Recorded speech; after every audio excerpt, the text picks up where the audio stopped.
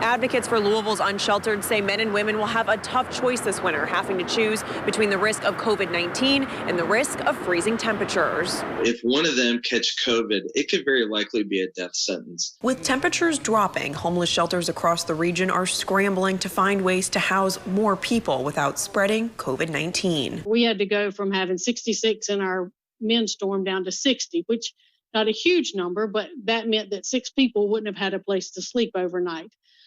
So if you take that, across every shelter, that's a significant number of people. The Salvation Army, which has long served as a white flag shelter in Louisville, converted its gym into a 70-bed shelter.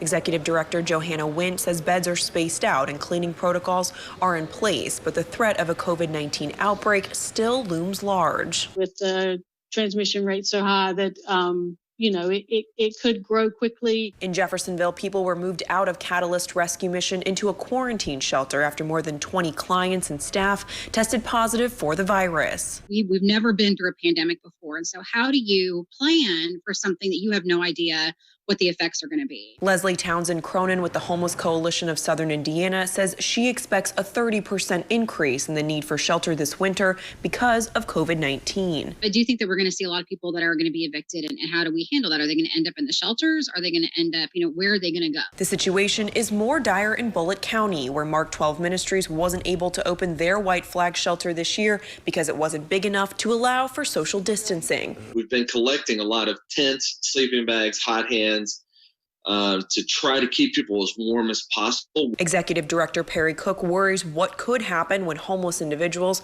go to grocery stores and gas stations to stay warm. If one of our homeless community gets COVID, they're going to be the super spreader who's going to be in those places where we go to get our groceries and our supplies. Advocates say the pandemic has only exacerbated an existing problem. We simply need more resources, and ultimately we need more affordable housing and supported housing so that everyone can be healthy at home. Denny Camper, WLKY News.